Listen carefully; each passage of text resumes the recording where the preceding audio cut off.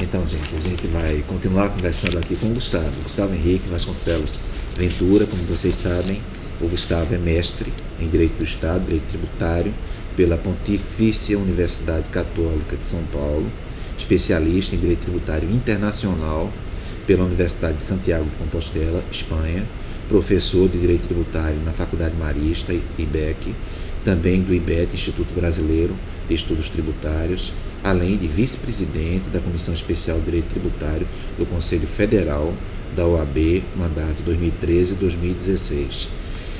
E então, Gustavo, a gente estava conversando há pouco, disse eu, provocando você, a população brasileira não liga muito para a corrupção, não. Ela acha natural, se ela tiver o Bolsa Família, se ela tiver condições de sobrevivência, se ela possuir uma diversão, um futebol legal, um carnaval legal, ela, talvez até como todos nós, há uma preocupação consigo mesmo, claro, uma preocupação de sobrevivência, natural, não é verdade? O que é natural, mas não é tão importante assim. Então, é possível mudar essa perspectiva, fazer com que a população considere que corrupção é algo que a prejudica? Será que é possível ela ter essa noção causa e efeito? Olha, tem corrupção, isso me prejudica também, como nos Estados Unidos. Olha, esse é um tema que a gente pensa no dia a dia, pensa até um pouco como a questão do orçamento, do direito financeiro e do direito tributário. Né? Eu imagino como, por exemplo, o trabalho tão dedicado dos auditores fiscais em arrecadar tributo. Então se trabalha, se arrecada os tributos em prol da sociedade, esse dinheiro vai para um orçamento e esse orçamento é utilizado de maneira, muitas vezes, com corrupção, ou seja, o dinheiro vai para as pessoas erradas. Ou seja, não é o dinheiro do governo que está indo para mãos erradas. O que está indo para mãos erradas é o nosso dinheiro. Né? Porque o governo não produz, quem produz somos nós. E talvez deixar isso claro para a população, professor, seja o começo dessa mudança. Né? E entender que se o sujeito desviou o dinheiro lá da empresa tal, como a gente está vendo agora, e como foi importante o trabalho, e está sendo importante, o trabalho da Justiça Federal nesse processo. Né? Mas alguns advogados se revoltaram contra isso. Você, como uma pessoa participante da ordem, ativamente, pelo que eu senti, alguns advogados acharam que o modo como o processo se desenvolve, está havendo alguns resultados, enfim, seria um modo, digamos assim, não constitucionalmente adequado. O que é que você pensa? Olha, essa questão dentro da OAB realmente ela causa muitas discussões. Certo. Primeiro, nunca teve no Brasil pessoas tão poderosas presas. A verdade é essa, né? E talvez um histórico de inexistência de pessoas poderosas presas, e talvez uma situação em que antigamente você sempre, historicamente você estava talvez no imaginário do brasileiro, um juiz, ele nunca vai prender uma grande figura, e quando chegar nos tribunais superiores vai estar prescrito, então nada aconteceu e será assim. Quando se inverteu essa lógica... Não é melhor que seja assim, tratar o forte de maneira fraca e o fraco de maneira forte? Olha, eu entendo o seguinte, a grande defesa do Brasil está na Constituição. O cidadão brasileiro tem que defender a Constituição. Então, independentemente de ser rico, ser pobre, ser bem nascido ou mal nascido, eu entendo que tratar igualmente, eu acho que é importante. Eu só tenho uma consideração nisso. Assim, não podemos também colocar exemplos assim, estou provando que essa pessoa aqui é rica e poderosa e por isso eu vou prendê-lo. Evidentemente, eu sou contra isso. Né? Mas, se ela for rica, poderosa e fez errado, ela tem que ser presa como se fosse qualquer outro. Eu lembro bem, vou fazer uma pequena brincadeira aqui, como se lembra daquela música do Bezerra da Silva, Leonardo da Vinci, porque eu não posso dar dois. Leonardo poderia porque ele era poderoso, e você, que era pobre e favelado, tem que ser preso. Né? No seguinte, eu tenho escutado muito pessoas dizerem, olha, mas a prisão, já se prendeu o pobre no Brasil e o pobre que é preso, ele continua praticando delitos. A prisão não recupera o pobre. Então, se a prisão não recupera o pobre, para que prender o mais rico, já que nós aprendemos com a prisão do pobre que a prisão não recupera.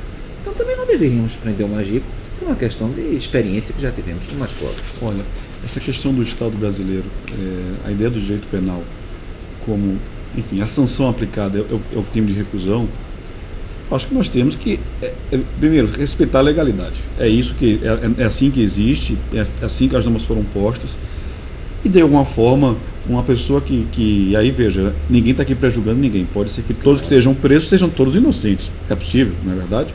Então, a questão não é essa, mas você permitir que isso deixe de ser notícia. O que eu entendo que vai ser o belo dia que um homem muito poderoso for preso, não ser notícia, ou que seja notícia de um dia e que no outro dia se esqueça isso porque é algo comum. Então eu acho que o Brasil tem que evoluir nesse sentido.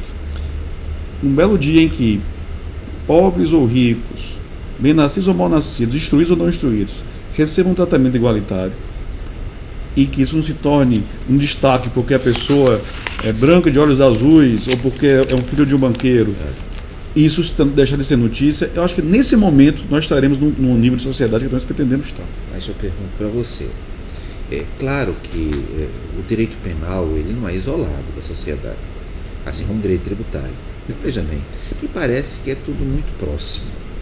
Então, se a carga tributária é sobre a propriedade, por exemplo, a média na OCDE sobre a propriedade é uma carga tributária em torno de 1,9. No Brasil, em torno de 1,4. Na Alemanha, 0,8. Então, veja bem, a carga tributária no Brasil sobre a propriedade é menor do que a carga tributária da média da OCDE. Ou seja, quem tem propriedade, assim como quem tem renda, paga menos tributo no Brasil. Ou seja, aquela ideia de que tratar o forte de maneira fraca e fraco de maneira forte. Se isso é assim em direito tributário, por que não vai ser assim em direito penal?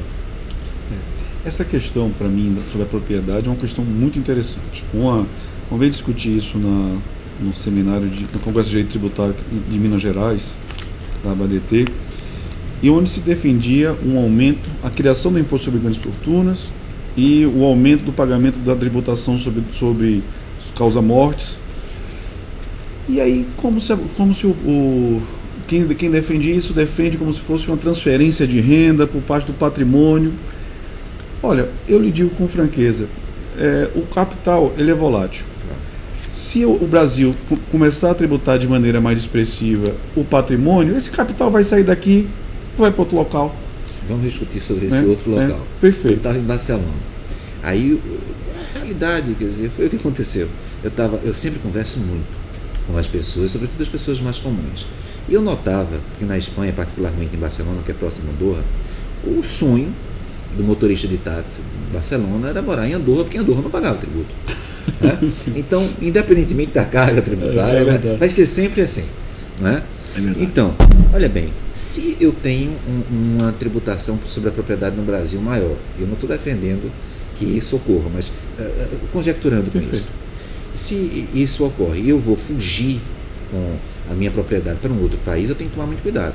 Porque se eu for fugir para a Suíça, a carga tributária é maior. Se eu for fugir para a Espanha, para a Grécia, para a Irlanda, Luxemburgo, Itália, Coreia do Sul, Israel, Estados Unidos, Canadá, França, Reino Unido, a carga tributária sobre a propriedade é muito maior. Só como exemplo, se eu for fugir para o Reino Unido, eu gosto da Inglaterra, sistema monárquico e tal, 4,2%, bem acima do 1,4% do Brasil. Então, eu não posso fugir com a minha propriedade para países que tem, para a França, vou à França, a carga tributária é 3,9%. Então, não posso fugir para um país que tem uma carga tributária maior. Então, eu terei que fugir para um país que tem uma carga tributária menor, digamos, Eslovênia. Mas só que tem um problema. O ambiente político de um país, se for mais instável, eu corro o risco de pegar a minha propriedade, colocar nesse país instável e perder tudo. É por isso que Portugal é uma maravilha, na verdade, ter uma carga tributária aceitável e ter uma estabilidade política inegável. Eu tenho que defender Portugal. A carga tributária de Portugal é menor do que a do Brasil, mas um pouco menor, 1,3%. Pois é. Então, nesse aspecto, é o lugar ideal. Veja bem, essa questão eu penso da seguinte forma.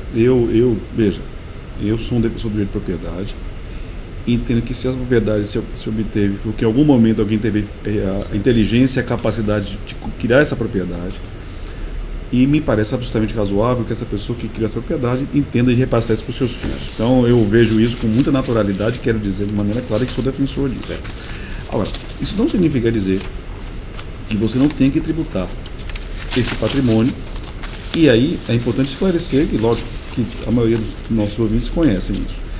O imposto sobre grandes fortunas, sobre essa grande fortuna, há tributação. Se tributa o imposto sobre a renda, com o IPTU, com ITR, com uma série de tributos. Então, eu, pessoalmente, sou contrário a isso, apesar de, infelizmente, nunca terei que pagar esse tributo, tenho certeza disso, nunca serei sujeito passivo dessa obrigação, mas sou contrário à criação desse tributo. Eu prefiro muito mais que o Brasil construa um caminho de tributar a renda de maneira efetiva. Eu acho que essa é a grande saída, sabe, professor? Porque você tributar as mercadorias e os serviços da maneira que o Brasil tributa, você penaliza o mais pobre. E quando você nós conseguimos inverter esse processo, porque se o país, por exemplo, como a Suíça ou a Suécia, tributa de maneira pesada a renda, mas ele tributa porque ele pode também. O que eu quero dizer com isso? A pessoa tem um ambiente de negócio seguro, ele tem estabilidade, ele tem segurança para negociar, ele tem perenidade, então é justo que se pague mais por isso. É por isso que os países menos desenvolvidos, em tese, se tributa menos, porque também se tem um risco daquele investimento. O amigo falou há pouco da Eslovênia. Em tese, quem quer investir na Eslovênia quer o quê? Quer trabalhar na questão do risco e do ganho. Alguns anos atrás, e nem há tanto tempo assim, algumas empresas estavam permitindo o seguinte: compre minhas ações, que daqui a um ano eu vou lhe pagar menos 0,1%. Ou seja, só para ter a garantia que o dinheiro vai estar num lugar seguro. Então é evidente que quando, por exemplo, os Estados Unidos tributa fortemente quem quer se mudar para lá e virar cidadão americano, levando seu patrimônio para lá, ele está cobrando essa conta, mas ele está cobrando essa conta porque ele pode garantir àquela pessoa uma estabilidade, uma segurança. Então, quem tem capital, ao meu juízo, ele procura, além da questão da carga tributária, ele procura também a segurança daquele local. É evidente, Londres é um exemplo muito claro disso, que como o sistema jurídico inglês, ele é, vamos assim, um sistema que atrai os grandes capitais. Porque a Inglaterra é uma cidade como Londres, que gera quase 10% da circulação econômica do mundo, então não é de dinheiro inglês, é de dinheiro do mundo inteiro.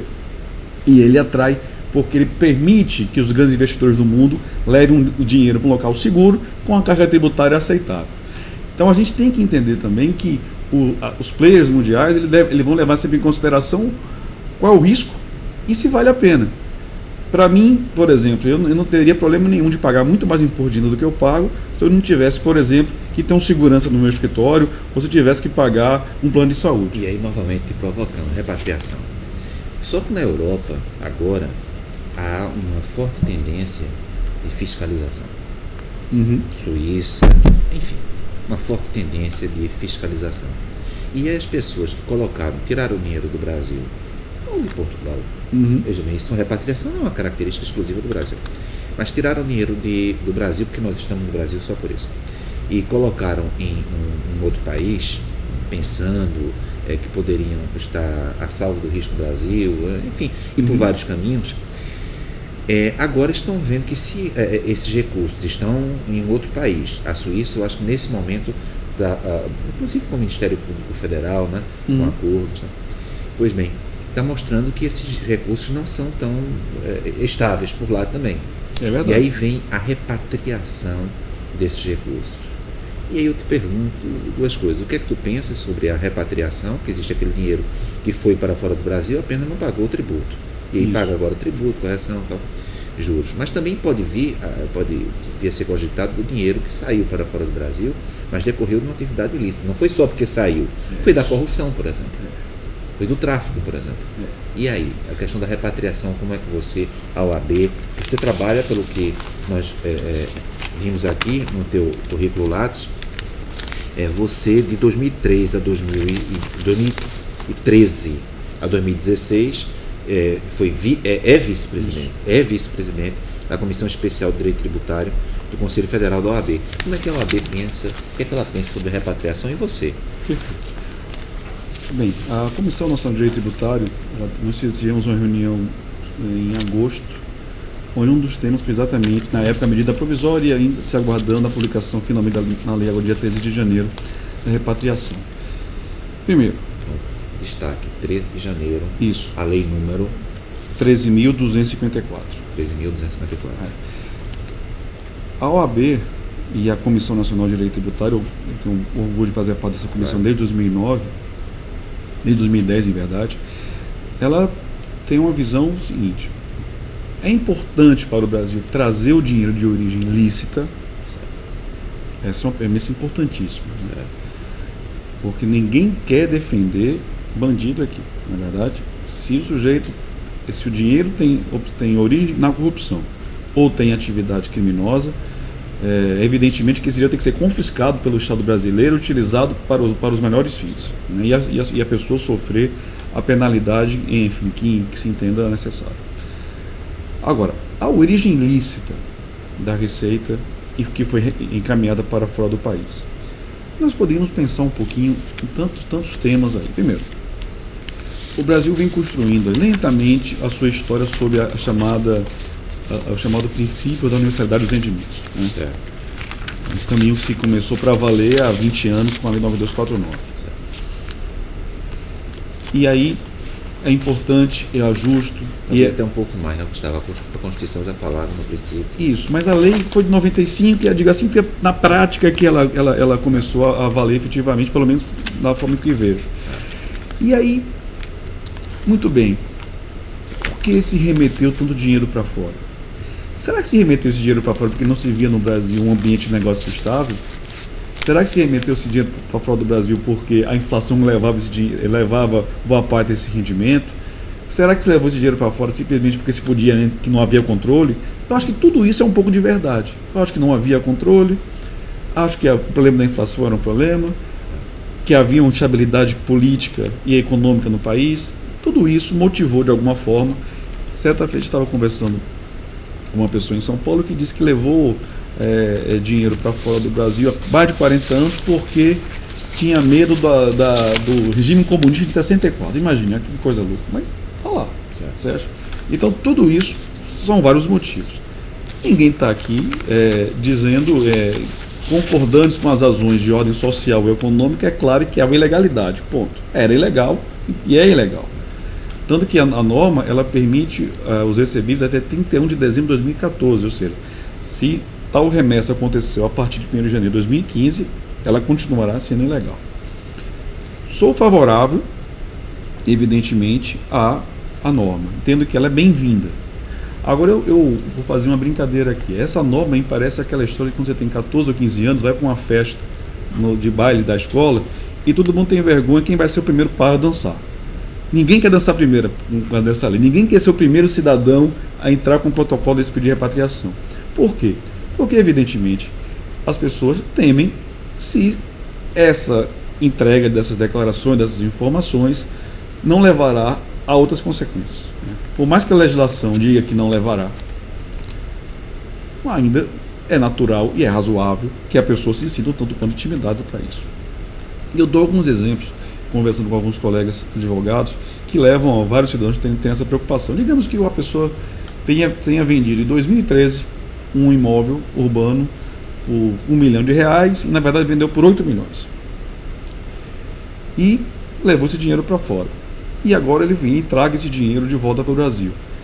É muito razoável que, por exemplo, a municipalidade cobre o ITBI. Nada impede. Ou que se cobre o ICMS em determinada situação, ou se cobre o ISS em determinada situação, né? A tributação ela incidirá apenas sobre aquela renda, mas não impede, até porque a União não poderia retirar a competência tributária dos outros entes, a tributação de outros fatos geradores. Ou seja, o mesmo, como diria o nosso querido mestre Lorival Villanova, uma hipótese para as consequências, né? Isso pode acontecer. E realmente eu acho que a grande preocupação, primeiro, é aguardar essa regulamentação por parte da Receita Federal do Brasil. Fazendo aqui uma crítica respeitosa, é muito comum que os atos normativos da Receita Federal criem proibições que não estão na lei ou criem obrigações que não estão na lei. Isso é muito comum. Imagino que o amigo aqui, né, na sua atividade, já tenha verificado várias situações como essa, onde se incluem obrigações e proibições onde a lei não estabelece. Aliás, nesse Congresso de Direito Tributário do ano passado, em setembro, se não me engano, você falou sobre obrigações acessórias. Exatamente sobre isso. Exatamente. Então a questão, a minha preocupação, primeiro a lei fala em documentos que comprovem a origem. Que documentos serão esses? Né? E se você não tiver o documento? Né?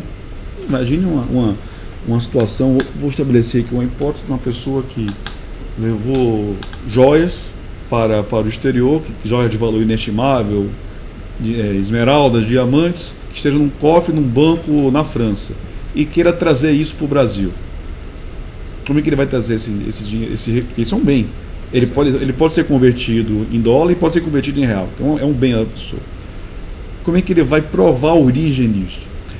Eu brinco sempre. As pessoas, ninguém declara do Brasil obra de arte, um relógio mais caro, ou uma pintura, uma joia.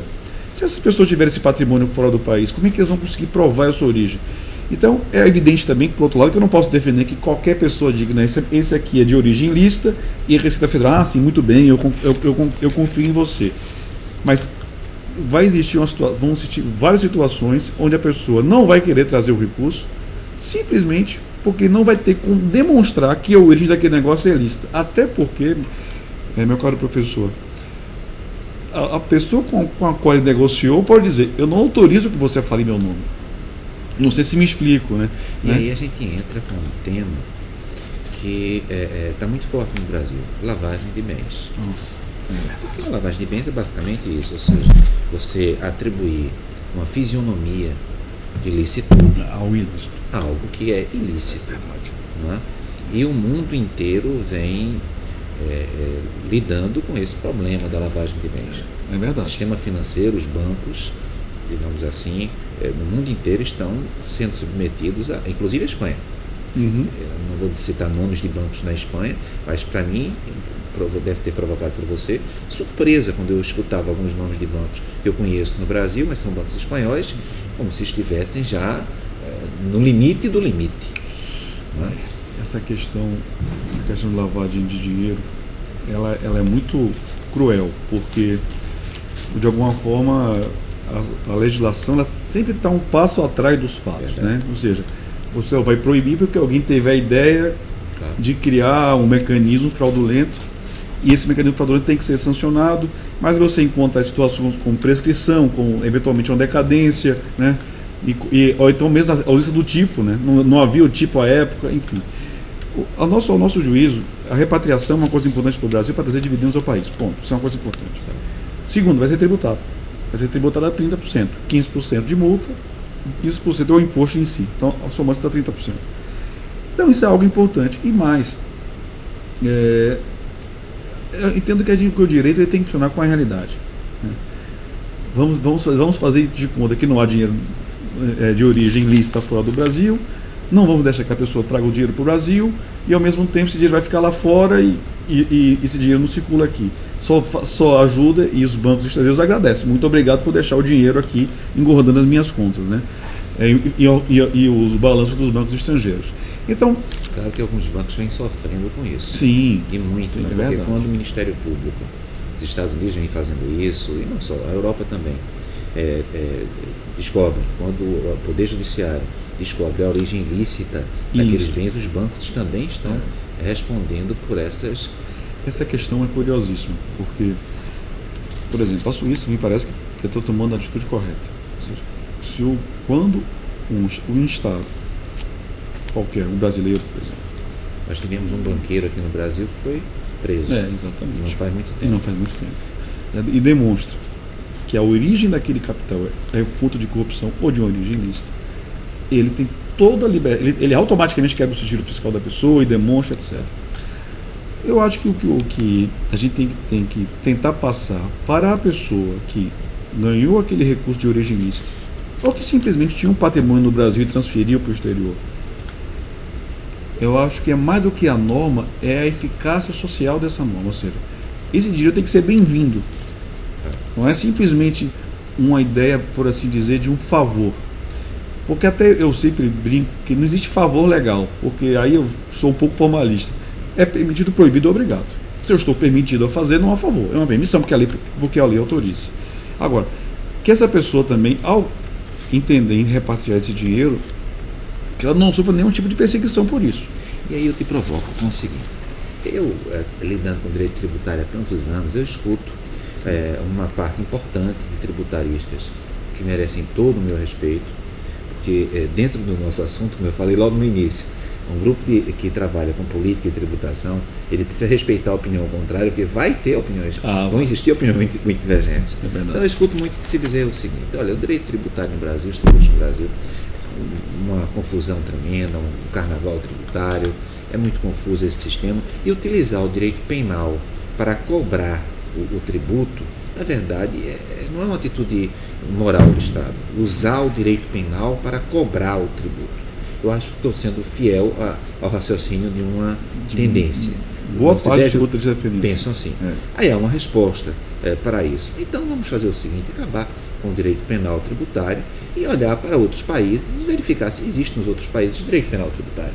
Então, se é para acabar com o direito penal tributário, se é para não aplicar, a gente acaba com o direito penal tributário e verifica que nos outros países existe o direito penal tributário.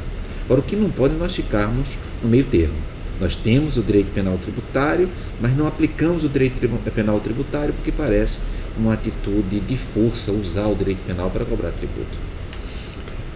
Para mim, eu sempre levo em consideração a base da Lei 3137 de 90, que é a lei que com certeza o senhor aplica há muitos anos aqui na sua atividade. Há uma tendência, uma diferença muito tênue, ao meu juízo, do que é simplesmente a omissão da intenção de omitir, né? Muitas vezes a pessoa omite por simplesmente ser uma questão de sobrevivência do seu negócio. Ou seja, se eu declarar, eu não terei condições de pagar o tributo, consequentemente serei autuado, terei que pagar uma multa e eu simplesmente não consigo conviver com essa carga tributária dentro da atividade. Isso é uma das hipóteses. E a concorrência desleal? Quer dizer, você paga, eu sou mais esperto, eu não pago, eu concorro contigo. Uma carga tributária alta, só lembrando, carga tributária sobre bens e serviços no Brasil, aí sim é uma das mais altas do mundo, em torno de 18,8%. Exatamente, maior esse é o do nosso que problema. Estados Unidos, enfim, muito maior do que a Espanha. Muito maior. Esse é o nosso problema. Nós temos que ter a coragem, meu juízo, de inverter isso. Tributar com intensidade a renda e reduzir, porque a circulação de mercadorias e serviços vão permitir que as pessoas tenham lucro. Mas isso é possível, Gustavo, porque note, por que é que o ICMS é tão complicado? Você falou logo no início, né, a tua dissertação de mestrado. Eu arrisco dizer, fui procurador do Estado, né, lembranças de procuradores, fui procurador do Estado, município, procurador federal. Pois bem, então a minha visão como procurador era a seguinte: o ICMS é complicado porque existem vários lobbies, e aí existe uma regra geral no ICMS, e cada lobby que tem força política, e é natural que tem força política, o direito tributário lida com dinheiro e, portanto, também lida com política, ele estabelece uma exceção à regra. E aí vão sendo estabelecidas várias exceções, a depender da força do lobby, a uma regra geral. E aí fica um direito tributário meio carnavalesco, uma coisa meio estranha, meio confusa, porque são muitas exceções provocadas por lobby. Olha, isso que você está colocando é absolutamente verdadeiro.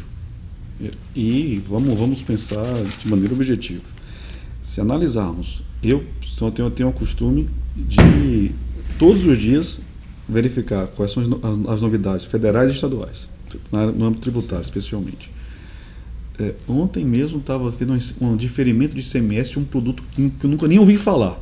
Olha, como é que alguém permitiu o diferimento de ICMS da importação de um produto químico que eu nem sei qual é o nome agora? É porque alguém tem essa atividade empresarial aqui e disse: isso aqui não está impedindo que eu realize a minha atividade da maneira devida. É um lobby? É aceitável? Veja, é aceitável desde que ocorra dentro da legalidade. Na verdade, que nenhum agente público tenha tido alguma vantagem indevida com isso. Agora, e no Brasil se está falando ultimamente em comprar lei, comprar medida provisória, né? Isso é terrível. Isso é terrível. Porque ou mesmo alterar a lei na própria imprensa oficial, que já aconteceu no Brasil. Um dispositivo não ter sido votado no Congresso Nacional e ter alterado. Isso é uma coisa vergonhosa, a verdade é essa. Entendo que é verdade e é importante que o Estado seja um propulsor da atividade econômica, né? E sempre que possível, caso ele possa contribuir com o desenvolvimento dessa atividade econômica, que ele possa, enfim, fazer alterações normativas que levem a isso. Agora, isso tem que levar em consideração valores importantes ao Brasil, meu Deus, como a seletividade, como capacidade contributiva, né?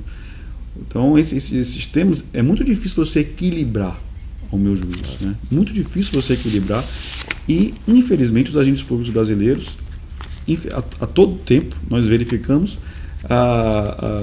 casos de corrupção em que o poder econômico se subjuga em relação ao poder político, apesar de maneira lenta, eu vejo que o Estado, sobretudo o Poder Judiciário, vem se impondo em relação a esses temas, né? É impossível deixar de parabenizar o Poder Judiciário nesse sentido. Ele vem trabalhando com muita altivez, né? E, às vezes, aí eu posso provocar um pouquinho também, às vezes indo um pouquinho além do papel do Estado juiz, ao meu juízo, mas talvez por força de uma fragilidade do Poder Legislativo. O Poder Legislativo não legisla da forma que deve legislar, e o Poder Judiciário também se sente na obrigação, às vezes, de ir um pouco além em função de um Poder Legislativo, muitas vezes, inoperante. E aí eu te digo o seguinte, talvez a universidade possa fazer essa ponte entre o Poder Judiciário e a sociedade. Você como professor, eu também como estudante, nós possamos trabalhar exatamente mostrando à sociedade a importância e tentando buscar o equilíbrio. Perfeito. É nessa linha que eu estou lembrando aí ao pessoal que nós temos o doutorado, a primeira turma de doutorado agora em 2016, sabe, Gustavo? As inscrições estão abertas até 10 de fevereiro de 2016. E eu acho que esse doutorado que está surgindo, primeira turma agora na Universidade Católica de Pernambuco, após um mestrado que já tem mais de 10 anos, né, pode caminhar nesse sentido, no sentido de acadêmico, naturalmente acadêmico, mas também no sentido prático, fazer esse liame. Olha, eu fiquei muito satisfeito. Eu fui graduado pela Universidade Católica de Pernambuco, fui professor da faculdade durante 8 anos e fiquei muito satisfeito com essa notícia do doutorado. E eu acho que a Universidade Católica ela tem que ter realmente uma visão humanista do mundo. E eu acho que permitir que se discuta os temas. Ir muito além do formalismo, né? Muito além da legalidade, sem sair da legalidade. Eu acho que o grande desafio nosso é esse. Né? É ir além da legalidade sem sair dele. E, evidentemente, usando aqui a expressão do nosso querido professor Marcelo Neves, a sociedade hipercomplexa que nós vivemos. Né? Imagina que nos últimos 20 anos nós colocamos 2 elementos que trouxeram uma complexidade para a sociedade que mudou para sempre, que é o fenômeno da internet, na verdade, e depois um fenômeno da rede social. Ou seja, a dinâmica do mundo ganhou uma velocidade que nunca mais será o mesmo. Olha, Gustavo, eu queria dizer para todos vocês que gostaram, tenho certeza que vocês gostaram da nossa conversa de hoje com o Gustavo. Dizer que o Gustavo está no nosso grupo de estudos e convidarmos, né, Gustavo, a todos que gostam do direito tributário para acompanharem integralmente essa nossa conversa que nós tivemos com o Gustavo e também nossas futuras, quem sabe, nossas futuras publicações, que eu espero Não, se passa, Deus quiser. Tá bom? Muito obrigado. Obrigado pela atenção.